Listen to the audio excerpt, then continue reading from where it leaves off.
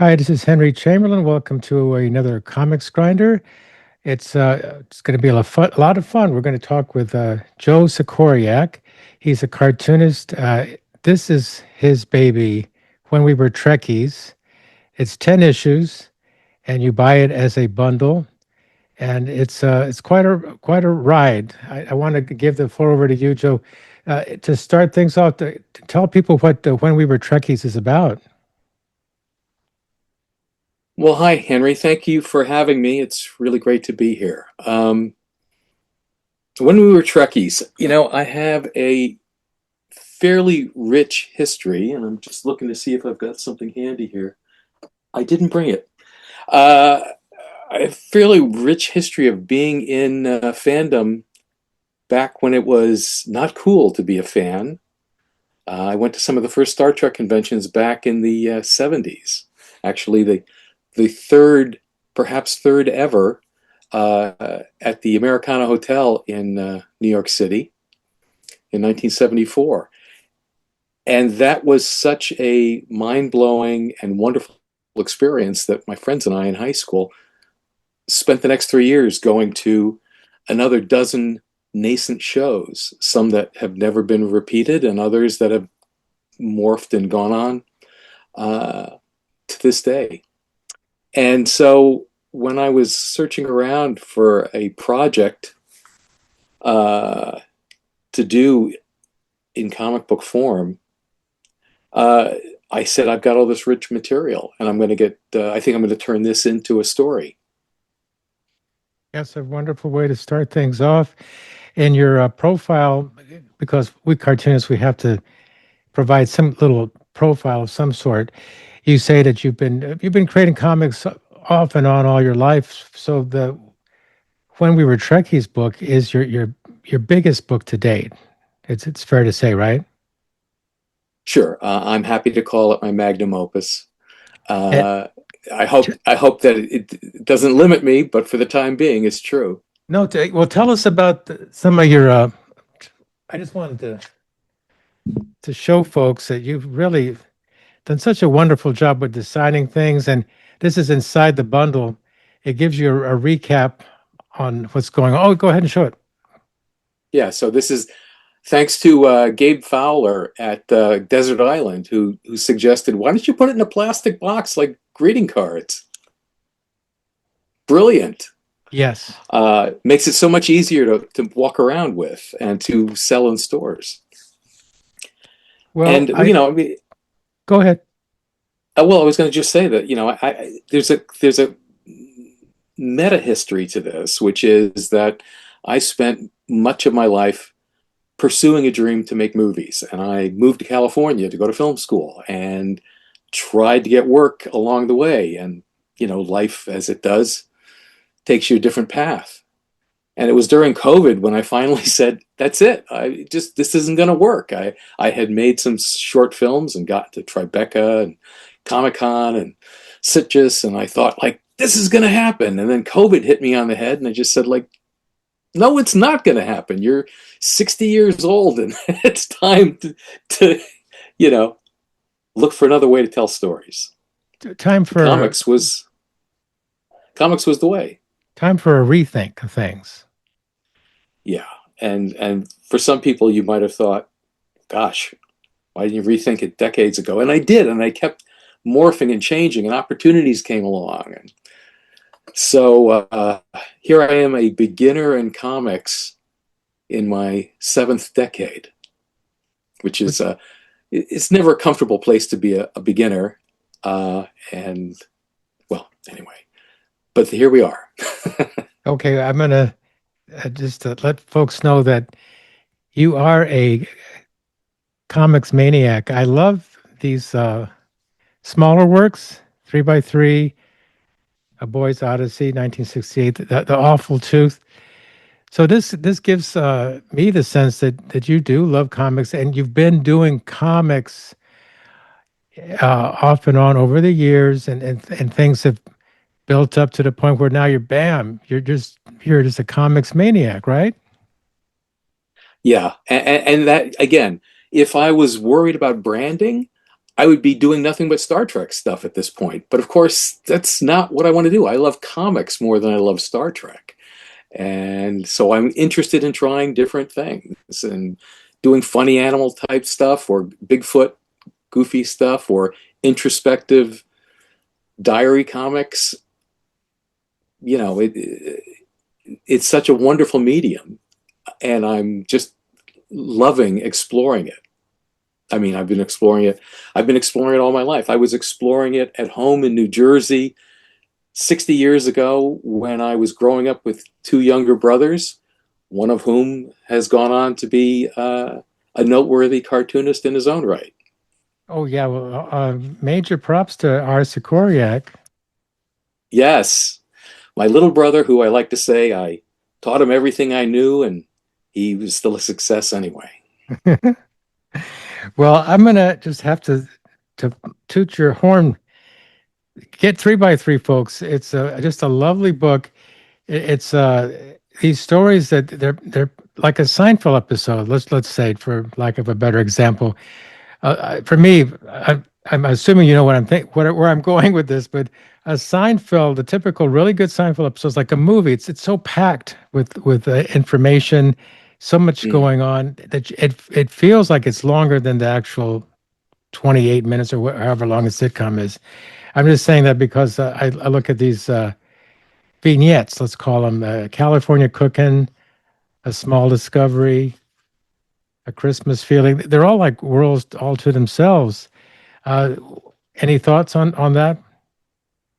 Well, I decided when I was looking to continue being productive, I hit on this 9 panel format for a single story, and I was looking to try and do it weekly. It hasn't quite worked out that way, but I get a couple done every month, and they're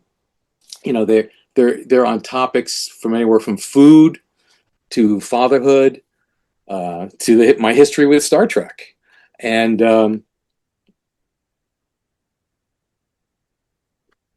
I like the rigor of saying it's sort of, I mean, it's not a haiku, but I said 9 panels, and I've got to establish in the first panel what I'm going for, and by the middle panel I better have my conflict established if not resolved, and try and tie it up with a gag or at least a moral to the story. And so I've done about 50 of these, and I kind of just churn through them. Sometimes I do longer stories, but I break them into chapters, and I try to make each chapter stand on its own as uh, some exploration of my life. I wish that I could be more creative in the sense that I wish I could just write these fantastic fictional stories, but I find it much easier to be grounded and talk about real life. Well, that's what's going on. And when we were Trekkies, it's all these real life observations. It's grounded in finding your way, a coming of age story. As I did in my review, I read my review over again to see did I get it right, and I think I did get it right. I just love that. I just love that. And um, so as I'm rambling, I'm looking at Who's Counting, which is another one in 3 by 3, and I love how your wife, some people I say partner, how your the love of your life appears in the vignettes, and in this one she's saying that, hey, wait a minute, whoa, Joe, the life is it's not competitive, you don't have to take it so hard. And I was just thinking, I was thinking about that, and I do think that it can be competitive. Sure. Comics, we're talking about comics in particular. It can be highly competitive, but I think to stay sane, you want to enjoy it first, but for fun, you can enjoy the competitive part of it too. But as long as you keep it all in perspective. Am I right to think these thoughts? Sure. Well, my wife would probably suggest that there's just a higher competitive nature in the male gender than in the female, and that may be partly where she's coming from. But I can't help look around at what other people are doing and say, I want to do that. I wish I could do that. I bet I could do that better, or I'll never do that. Mhm. And and I accept where I am in that scheme of things. There was probably a time in my life where I really wanted to have a map of of all existence and be able to say, I am here with a little red arrow. Where do I fit in to the cosmic tapestry? Mm-hmm. So I think that competition in a friendly way is really good for us because it helps us evaluate our progress and helps us motivate ourselves to do more. Well, look at it this way: it's going to happen whether you agree or not. I mean, people are competitive, so you may as well find your happy place and have fun with it. Now, for 1968, A Boy's Odyssey, this is such a beauty. You got a different format going here. They're like storyboards, Yes. Well, and it was, really driven by my love of a couple of films, and I couldn't help but take it on in a 16 by 9 widescreen format. And then when it came to putting it into a book, it was like, oh, well, of course, it'll work better if I put the book sideways. well, I don't see that many comics using this format. So that's very Sokorian of you. So how would you say that? Sorakian? I can't even Sikoryak, oh yeah, Sokorian. geez, I don't know. I hadn't thought about that, but yeah, really, the fun thing about being an artist is experimenting and just Yep. trying new things out. And while I admire people who lock down a style and do it really well and continue to deliver and grow within a certain style, I've had a very hard time saying, this is the way I want to do all of my work. And I feel limited if I really have to just nail one style and nail one approach to telling a story. Mm-hmm. I think a approach might be more helpful because a lot of cartoonists. So I don't want to be pinned down to a particular style, but I don't know. Coming from my experience, I think you can't avoid having a style. Like it's like when you start to draw and you present something to the world. I swear, some of my colleagues and friends will say, "I know that's him. That's you. That's you. That's the way you draw. That's the way you look at the world." But Yeah. yeah, I mean, let's say in a longer form work, if it was all a grid style, that could work. But it is fun to mix it up, have a one panel or no panel, or whatever keeps the story moving forward in a productive way. Well, this is one of the things that, especially on Trekkies, I found I was trying to shed my decades of film thinking and film storyboarding. And I was like literally trying to draw scenes with certain lenses in mind, deep focus versus a flatter telescopic lens kind of thing. I mean, it was really, I was so caught up in that for many issues, and eventually started to let go of it. But I look at that series now and I say it's really driven by storyboards as opposed to comics.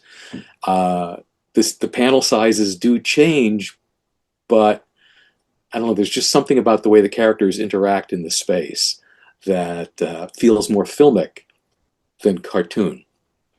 And I'm really looking for ways now to do my next large work in a much more looser, less dependent on dialogue, more dependent on visuals approach.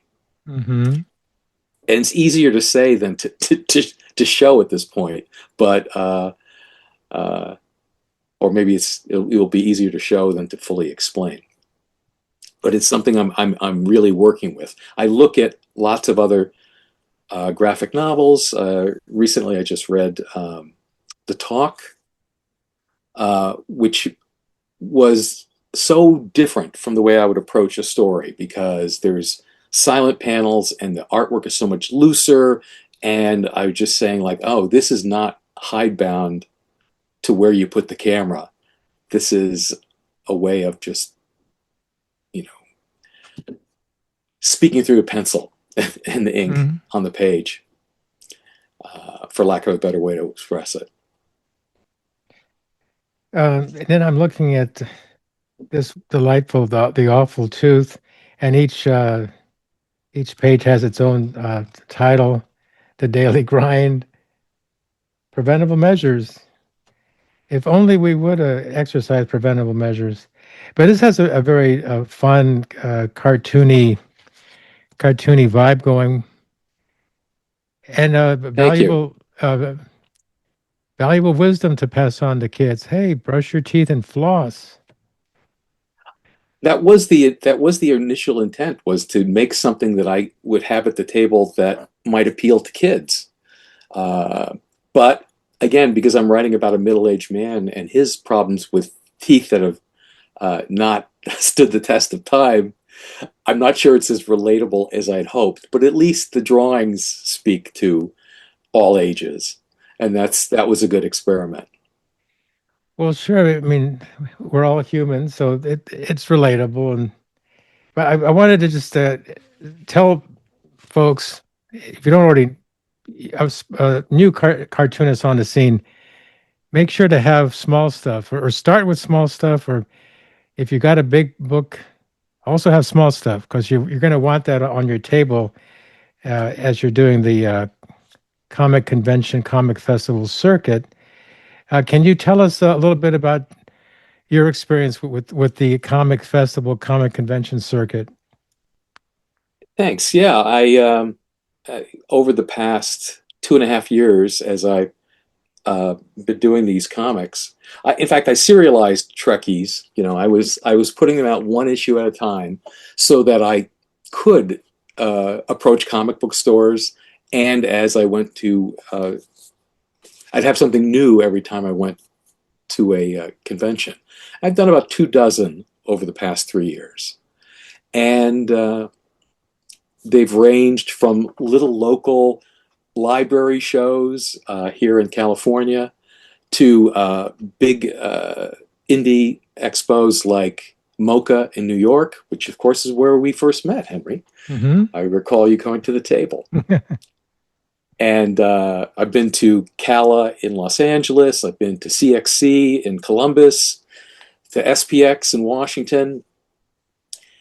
And, a few things that I've learned along the way. And one is that, it's a fine way to meet other cartoonists, and it's a fine way to connect with folks, but it's no guarantee that folks are going to discover you. There's so many artists out there and so much product that it is really tough, at least at first, to stand out. And of course, I'm talking to a kind of a niche audience. Memoir is very popular, but there's so many people writing memoir and so many people younger than I writing about their own uh, struggles and challenges and successes in life. Um, that I decided to put Trekkies very large on my cover to kind of try and cut through that a little bit. Interesting. Well, I think that no one should get tripped up over their age. And Oh no, one thing, I'm not saying that you are, I'm not saying that, but I think it can happen. And one thing that occurs to me with the younger folks doing memoirs is the thing that they're missing is they don't have all the answers yet. So an older person has more answers. So you can look at it you can look at it that way, and they will admit it. I'm still figuring it out. I'm still a work in progress. But somebody who's older has more insights, more wisdom, more of the story's been told. So in that respect, it doesn't effing matter what your age is. By of gum. course, of course. But again, that I think there's a lot of motivation being in middle age to look back and say, oh, I have learned things and I can put an end on on a particular story that maybe I couldn't have earlier. Something that may have felt terribly unresolved in my 20s or 30s feels very clear to me now. I can be very definitive, Mm-hmm. or at least, definitive enough for the purposes of a 20-page comic book. Mm-hmm. And I would submit that the act of writing your story is a way to find answers. That you could simply report what happened, and then the result is you might have a funny story to tell. But if you then work it a little more or tell some more related stories to that experience, you start to contextualize your life. You start to find patterns and you can begin to understand yourself better. And I think it's a terrific tool. It's been a terrific tool for me. I was going through, like everyone, through COVID, some real difficult personal challenges. And choosing to write this story, even though it wasn't my entire life, did help to put my entire life in perspective. That's wonderful. Now I was going to move on to working methods. Tell us Mm. something about, because we've had some conversations and you've shared some of your your techniques and the way that you go about working. Share that with everyone listening and viewing for us.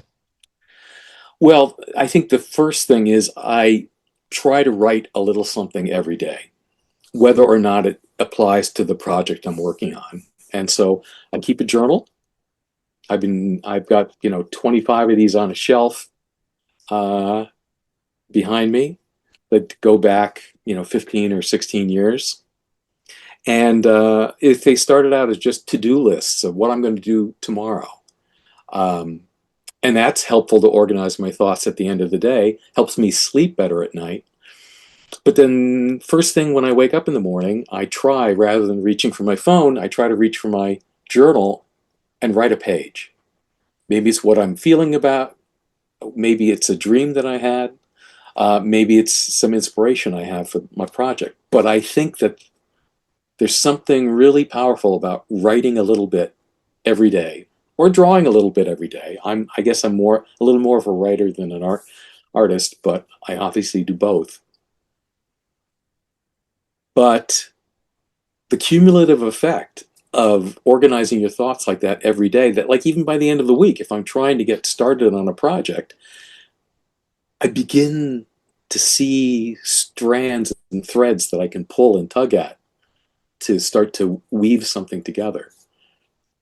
And I've been working over the past uh, 6 months actively on my next graphic novel, and it's about a really difficult time in my life, which I think has bearing on a lot of other people's experience. And so when something interrupts me and I don't write every day, I feel I lose track. And as soon as I can get back a week or 10 days of writing every day, I feel propelled. So that's the first thing, is just finding that space. And that space doesn't have to be a physical space, although that's useful too. I've got this closet that's my office, and I do like being able to go in here and shut out the world. But yeah, writing every day would be, my first big tip. That is quite a good tip because that would be the motivation. The more you write, the more insight, the more connections you make. And it only happens if you're writing. You can't think about writing, or you can't just before you go to sleep try to map out your story and then go to sleep. No, you have to actually be in the process of writing. But I was going to say earlier about the doing a long form book. One of the great benefits is that you can take these deep dives. You can include you can include everything in a way. You pare it down and refine it so it fits the specific book. But you really, the longer the book, the more opportunity for these deep dives. You could even include little moments of you writing the book Hmm. if you get that deep into it. Sure, sure. Well, my goal here is to actually write something like a novella, if you will, a short, something longer than a short story, but shorter than a novel that I will then adapt into comics. I sort of like want to create the text first as a basis. And I'm not trying to, so I'm not writing it in the terms of a comic book script where you say, page 25, starts with a long shot of the city and a close up of this car driving and so forth, but rather just write it like a novel. And then we'll see if how much, if any of that text actually makes it into the comic book version. But I'll also have a text version of my story for my own uses, if for nothing else. I'm not looking to write the great American novel, but I am looking to write a good graphic novel.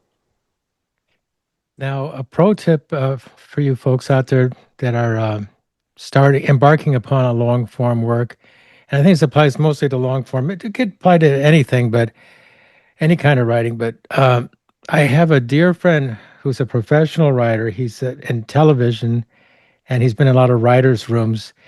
And I asked him, "Do you think maybe you and I could collaborate in some way? I don't even know what it might be." And he said, "When your book is at a certain point, just send it to me, and I'll give you some writer's notes." And that's how he operates. He does that with his kids. The kids send him writer's notes. So it's like, oh, writer's notes. Okay, so that's like an easy, tangible concept for folks. I'm going to give you some writer's notes, and maybe somebody wouldn't have thought to do that, but now that's a very specific thing that could be very helpful. I'm giving you notes on your book. Here are your writer's notes. Well, and that's I've certainly asked for people's feedback, and it's tricky because if someone is an expert in the knowledge base that you're writing about, they can be really helpful in terms of saying, oh, well, that's not correct, or actually, historically, this is something you need to consider. But at the same time, these have to be people who are fellow creatives on some level. You can't just ask Uncle Charlie to read your book and tell you what you think, because people who aren't used to dealing with the arts don't have a vocabulary for it, and then they feel obligated to like, well, you want me to look for missing commas in your sentences? It's like, no, that's not what I want. And, oh well, do you? I mean, I don't know what to tell you, and then we'll just look for mistakes because that's all they know how to critique something. So yes, I think that if you've got someone who is knowledgeable or skilled enough to help you, that's a gift. Yeah. But don't expect to get that from just random readers. Sure, sure. Well, I wanted to go over just a few things about when we were Trekkies just for fun. Uh, and you tell me which one you might want to talk about. The whole Geraldo Rivera thing, Oh, sure. Mason Reese. Uh, were you being on? Yeah, actually being on Good Night America. What can you tell us maybe about actually being on Geraldo's show? His late night version of Good Morning America. The Geraldo party. Well, so that was, this was where going to the conventions in the 70s opened up huge parts of the world to us that we'd never experienced. One of those was being the object of fandom, that we had fans. People were coming up to us and saying, "We love your costume. We love your performance. We love what you're doing." And it's like, where did that come from? So in 1976 or 75, I guess it was 75, we'd gone to our second or third convention, and William Shatner was at the show. I insulted him in front of a large audience by quoting lines from The Trouble with Tribbles. I was dressed as a Klingon and I was making fun of him. And I got the last laugh on stage because I had a big broadsword with me, and I slammed it on the table and made some crack about Promise Margarine, which he was selling on TV. And I was called to task by the guys running the show, and they said, "Don't ever do that." And I thought they meant don't ever, threaten a star with a sword. Always let the star have the last laugh. And I realize now because they have to deal with him with the complaints when Shatner comes out and says, "What did you let that kid do that?" Blah, blah, blah, blah, blah, you know. But the other thing that happened after the show was we were invited to be on Geraldo Rivera's late night show in New York if we came in costume. So 5 of us dressed up and came in costume to the ABC offices studios in New York. And we met some of our other friends from the show, and we all got to sit together along with some ringers who were dressed like members of Kiss or some other glam rock band. And the glam rock people were in the front row because they were the flashiest. And then we authentic Trekkies were in the second and third row.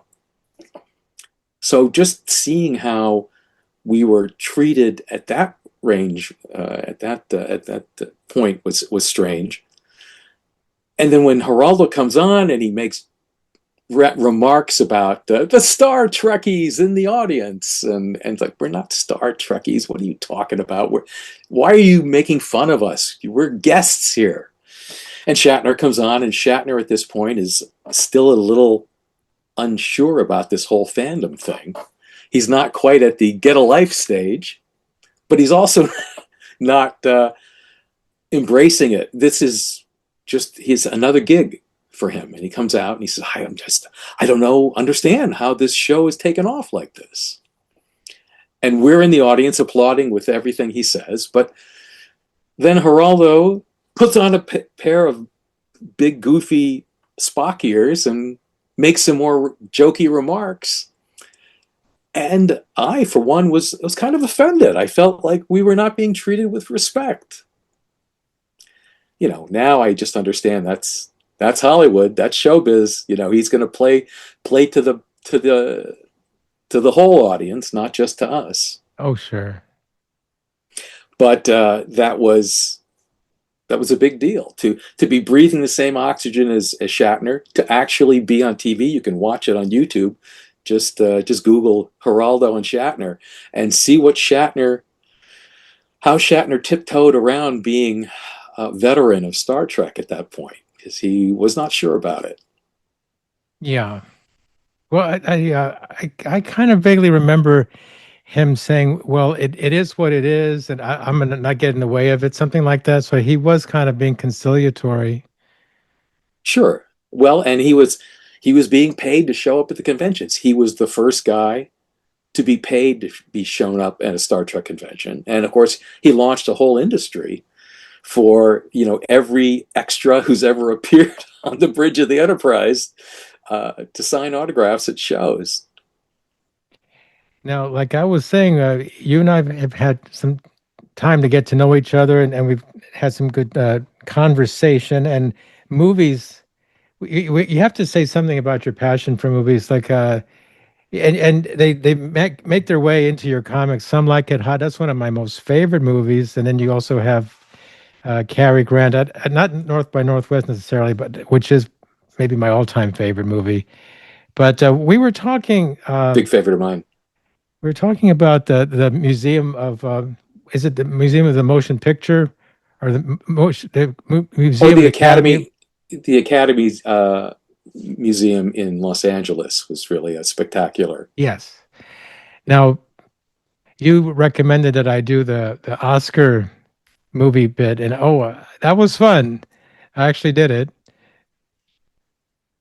Yeah, so if you go to the Academy Museum in Los Angeles, you can actually have your Oscar experience where they'll walk you down through a back room, out to a podium in front of a projected audience, and you can accept an Oscar for 15 seconds on screen and get a recording of the experience. And I always wanted to win an Oscar, and always thought that would be fun. Always thought that would be a competitive marker. And so when I did that, it was really, I said it was the best 15 bucks I'd ever spent on a movie because I was the star. And I wrote about it on my blog, in fact, how, again,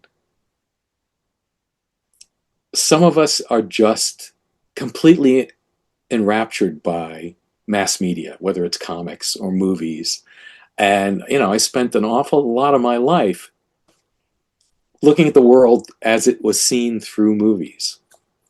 And my Super Bowl is the Oscars, and even to this day, when I totally understand that they do not, uh, you know, if it was up to me, once you won an Oscar, that would be it. You weren't eligible for another one in that category, and let's give some other people a chance to get recognition, and let's make it less of a political power play or a way to underwrite movie promotions, and let's really recognize great contributions to cinema.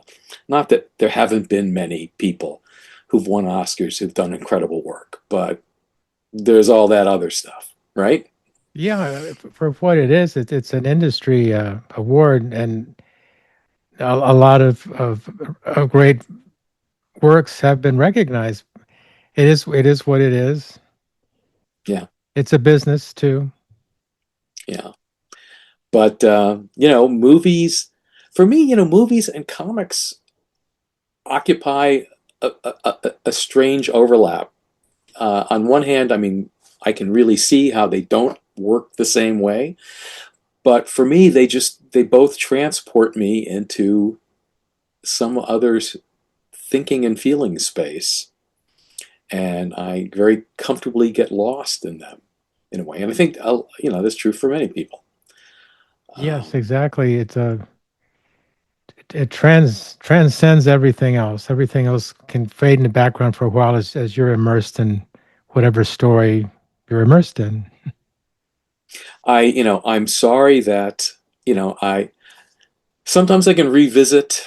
Uh, Sometimes I can revisit a movie that I didn't think that much of 20 or 30 years ago, and watch it again, and obviously see lots that I missed the first time around for whatever reason, because of my age and experience, because I'm paying better attention this time, or I'm not distracted by whatever, spoiled the viewing on that first thing. And for a lot of comics, I can do the same thing too, although a lot of the comics I loved as a child don't hold up as well. I mean, I still adore the Fantastic Four from the 60s. And I can get lost in Jack's drawings, but Stan's writing grates a little bit more now than it used to. Whereas movies are usually intended for adults, comics are often intended for kids. So I'm not a kid anymore, and the kid stuff doesn't wear as well. Uh, but still, I still delight in those things. Yeah, well, that goes with the thinking that graphic novels have evolved to the point where there's something for everyone. There's stories that are very sophisticated, very mature, and it is not dumbed down at all. It is what it is. For sure. I mean, and here we are, just on the having lost Marjan Satrapi last week, and I think about Persepolis, and it's a story of a young woman, but it's written from a more mature perspective, and so I can read that as an adult. I was quite moved by those books when they came out at the time, and I feel a great affection for her, and I was very saddened that she passed last week. um, because she did something that I value so much in comics. Really communicated a life experience and made me care and made me empathize and relate to her experience. I had the same experience. I had the same kind of experience in a different tone with Harvey Pekar and American Splendor comics. These are, again, very influential on my work. He would often write very dense analyses of some thought or episode, and sometimes in only a page or two. And I admire that and look for ways to, to replicate those things because I want to create comics that I want to read as much as I want other people to read. And I want them to stand up to being reread, 10 or 20 years from now. Exactly. Well, is there anything else that you'd like to add? 'Cause I feel like that might be a perfect place to close things out. I will mention I was thinking about when I was thinking about the how to introduce you. I was going to say, well, this is comics. This is Joe's passion, or this is, and then I came across this new word for me at least, métier. Métier. That's what comics Mm-hmm. are. That's your strong suit. What do you think? I think the métier could be the name of my next graphic novel. I just love the sound, how it rolls off the tongue. It's a good word. It's a good word. Those French, man, they have a lot of good words that we like to adopt. Is there Uh, something else you'd like to add, like what's coming up down the pike, or any final thoughts? well, I think that final thoughts. Gosh, that makes it seem so final, Henry. uh, well, the interesting thing for me is that after 3 years of creating comics and selling them, and I've had good, my stack of boxes in my basement has shrunk considerably over the years, and so I'm happy to say that I've been moving units at the conventions, but you have to do this. I've decided that I have to do this just because I want to. This is not a full-time job. People will tell you that comics will break your heart in terms of uh, financial remuneration or success by some larger definition of those terms. But it feels good every time I do a new drawing. I sleep better when I finish a page of comics, and it continues to be a worthwhile pursuit. Um, Again, I hate to have the conversation with civilians, people who don't necessarily read or write comics, and they'll say like, "Well, uh, did you, are you making money?" They're concerned about making money. That's the measure of success.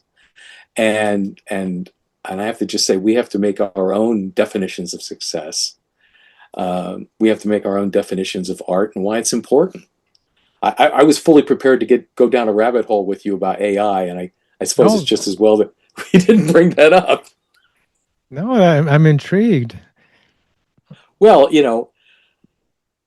being at being a beginner uh, in the second half of my life in an art form that seems to be threatened with extinction by mechanized creation keeps me up at night. It gives me a lot of pause. I mean, Henry, you tell me, have you seen any AI artwork that you've liked? Uh, well, I'm intrigued by some of it. There's these little animations. They're usually uh, describing, explaining something. So, and I can tell right away it's AI, and it's mildly amusing. But no, I haven't seen anything really great that I can think of. That said, that there's when you have these extraordinary moments with Albert Einstein uh, chatting with Charlie Chaplin, and they're riding an elephant or some outrageous thing that AI can only do. I like them. I like them well enough. I mean, they're fun. Well, I've got a big chip on my shoulder around AI.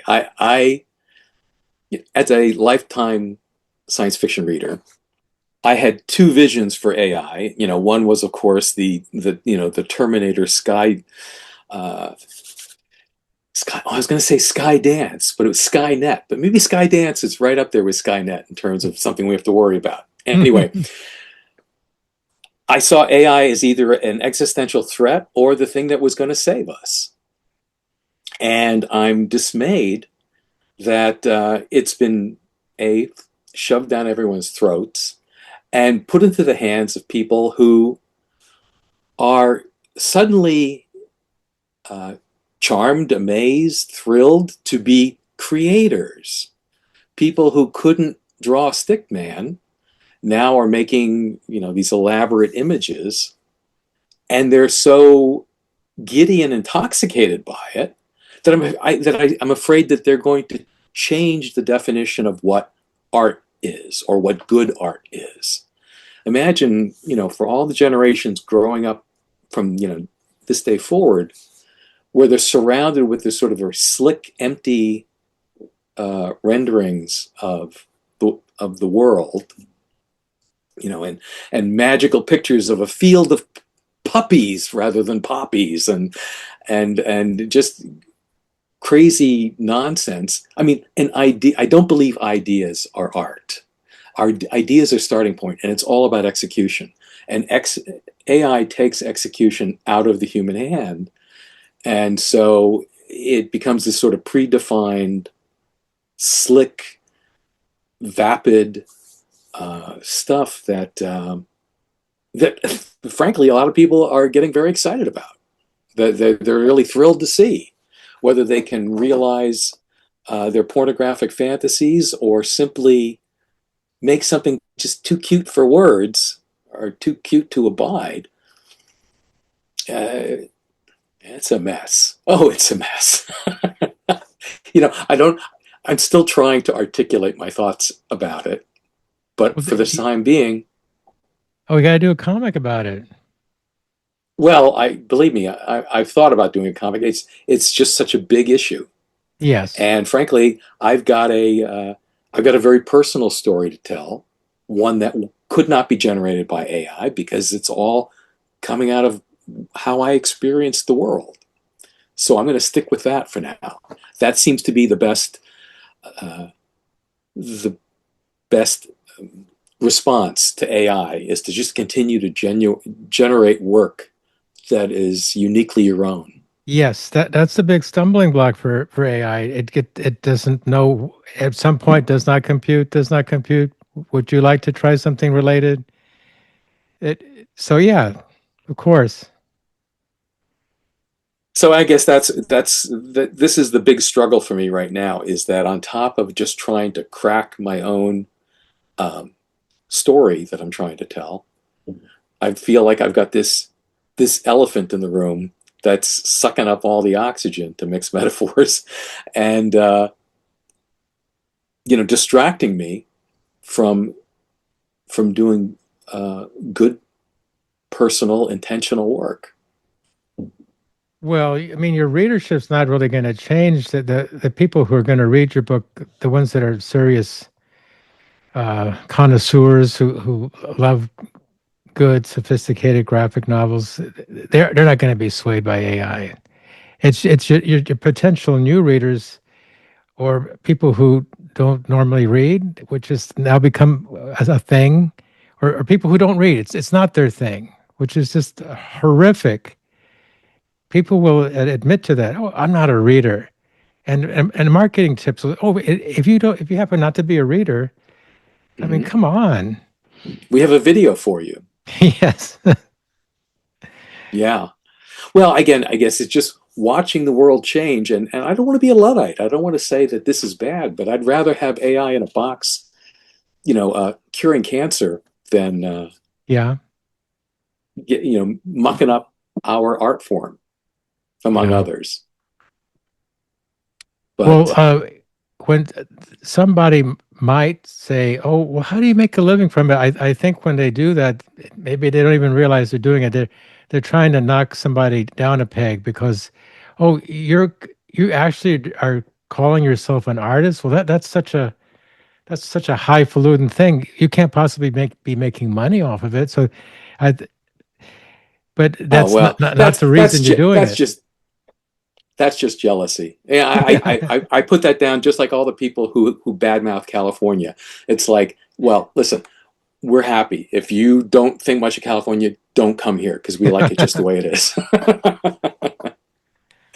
But true. I mean, I think there's people are made uncomfortable by artists, and look, it's our job to look at the world and say, I saw this and I want to talk about it. I think this deserves an observation, and I'd like to share that with you. You can agree with me or disagree with me or take it somewhere else, and that's great. That's what art's about, right? Hmm. It's a conversation starter, and I always use that as a guide. If everybody likes it, it's probably not art. Hmm. Hmm. Now, I think I remember, or correct me if I'm wrong, but didn't you do a convention that was more Star Trek than anything else, but comics could be included, and so you ended up being a good fit for it?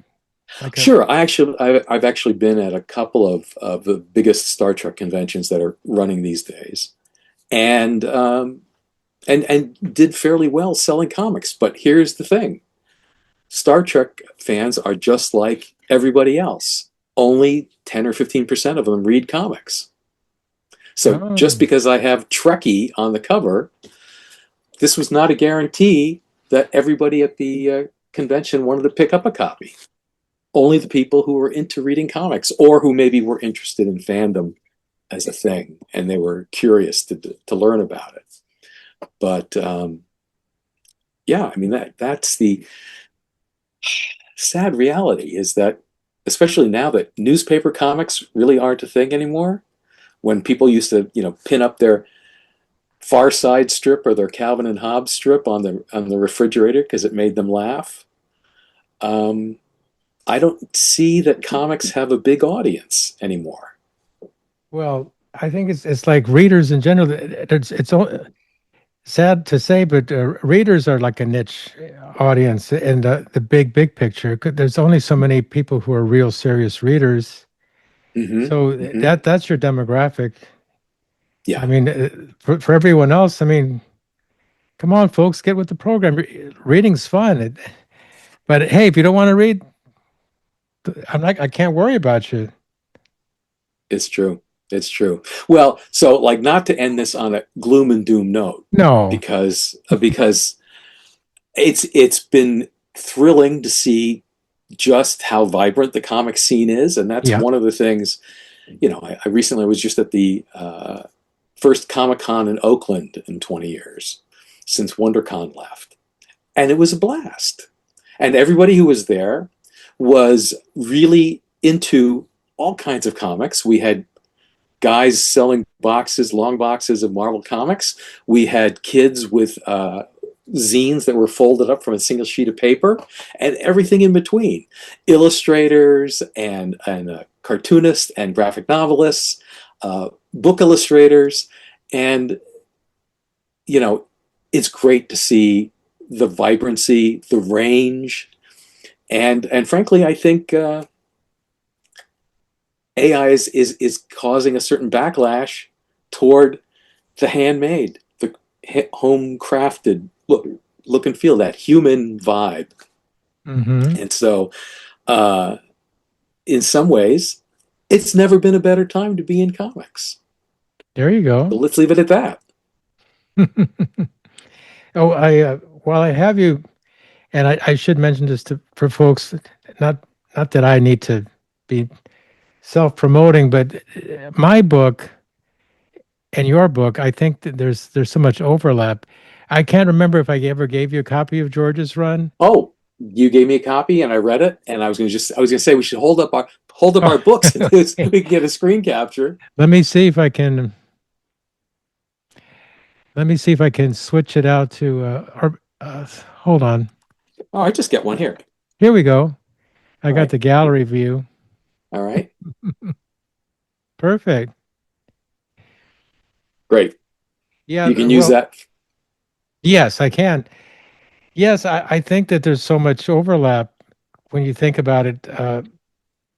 The writers from the Twilight Zone, not all of them migrated to Star Trek, but some of them did, and I think others might have been rooting along the way because there was so much interplay going on between all these writers. And George Clayton Johnson, of course, he wrote Man Trap. He made the crossover to Star Trek directly. Hmm. Richard Matheson made the crossover directly. Harlan Ellison made a crossover directly.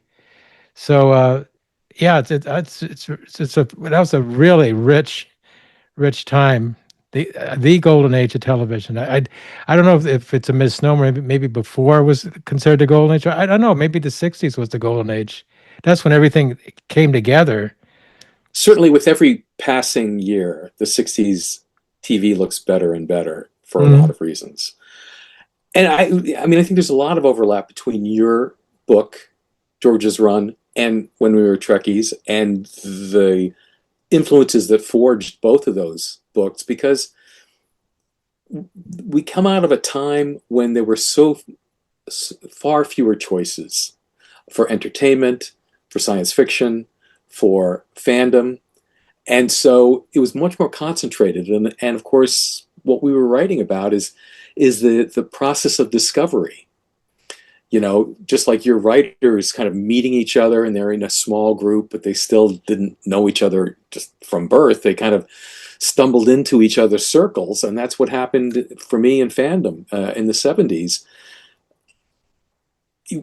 Before the internet, it was impossible to know if there was anyone within spitting distance, much less 100 miles, who had the same interest as you, unless you bumped into them at some function or some, you know, a comic book store or, you know, some space that brought you together. So that's that's something that I really value about our experience growing up is we had to work harder to find things, and then we found them. It was so much more rewarding Oh because, yeah, on so many levels. Well, that was the last great art of writing era. I'm sure you wrote wonderful letters to friends and loved ones. I know I did. oh sure, I actually have a storage bin full of my correspondence from the teenage years. I put an ad in the Monster Times looking for pen pals. One of my pen pals turned out to be a guy who won an Oscar for dressing as the alien in the movies. So Wow. it it was a nice self-selecting group. Yeah, and those writers they met each other through either through zines of some sort or another, ads in magazines, writing letters to each other, um, meeting in person, phone calls. Actually, it's interesting how a phone call is like escalating a conversation. A phone call used to be a phone call. Yes. Well, and a You're phone actually call was calling me? well, and we have to remember too, phone calls were a big deal because long distance charges were so steep.